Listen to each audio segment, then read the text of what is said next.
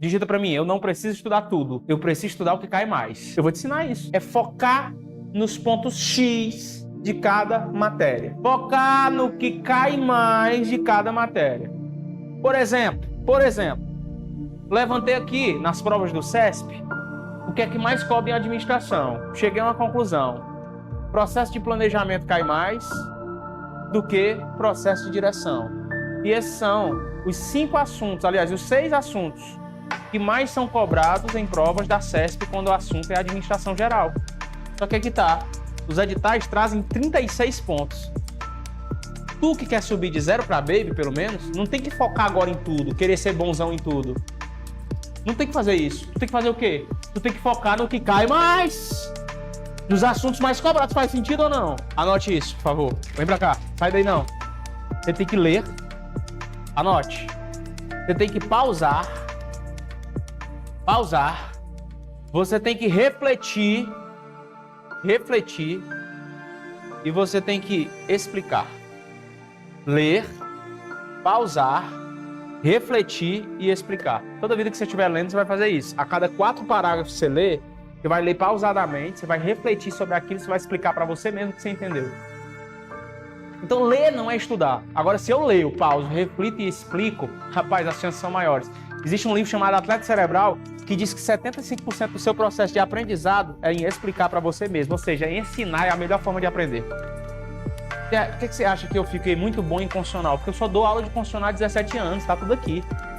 Você quer que eu diga todo o artigo 5º, 78 incisos decorado para você? Eu digo. É doido, né? Repetição, velho. Ensinando. Eu aprendo muito mais do que se eu fosse só concurseiro estudando. Então não é porque eu sou bom, é porque eu desenvolvi uma forma.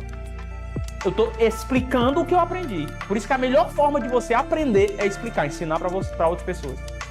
Processo bem embrionário. Você aprendeu de forma superficial, aí você começou a explicar. Você vai querer pesquisar mais sobre aquilo, explicou, você vai ficando bom, vai ficando melhor. Você tem que fazer isso. Você não arrumou um cobaia para ensinar, você vai ensinar para você mesmo. O que é que eu fazia? Eu gravava de frente pro espelho. Então o pessoal dizia, como é que tu faz para ter desenvoltura para dar aula? Eu treinei.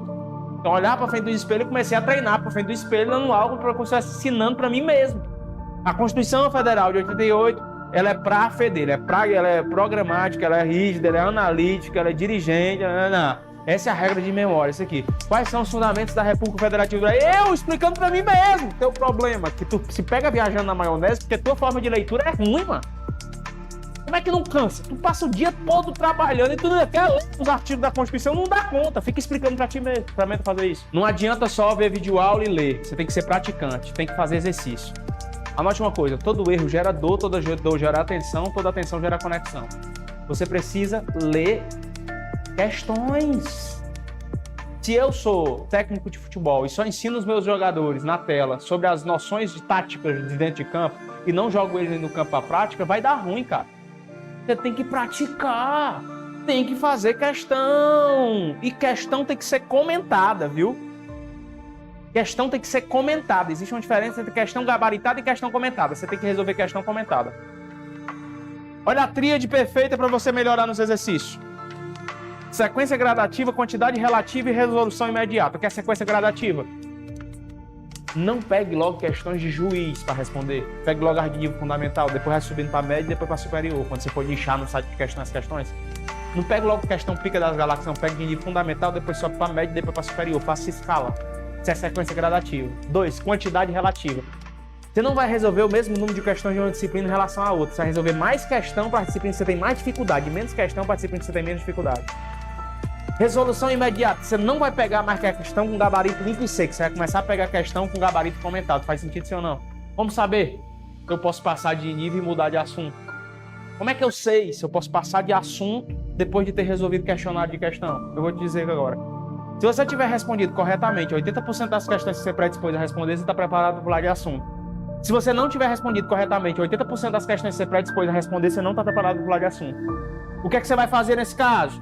Se você não está preparado para pular de assunto, você vai ver uma boa aula teórica em vídeo, você vai ler um bom PDF e você vai ver um assunto pré-requisito que ficou para trás que você não fez base. Se você fizer isso, é impossível você não melhorar. Então, por exemplo, você pegou um monte de questão.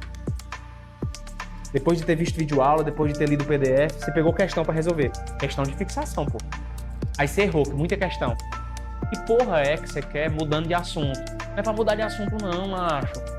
Se tu tá errando muita questão é porque tu não fez boa base, tu não experimentou de mais coisa. Então tu tem que ver uma boa videoaula, tu tem que ler um bom PDF e tu tem que ver um bom assunto pré-requisito. Tem que seguir essa tríade. Tá errando muita questão é porque de repente não fez isso.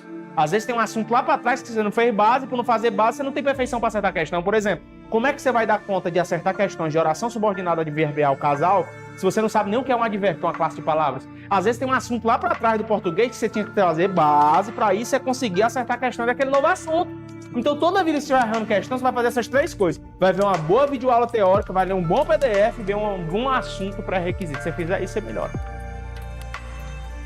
Tá pegando aí, sim ou não?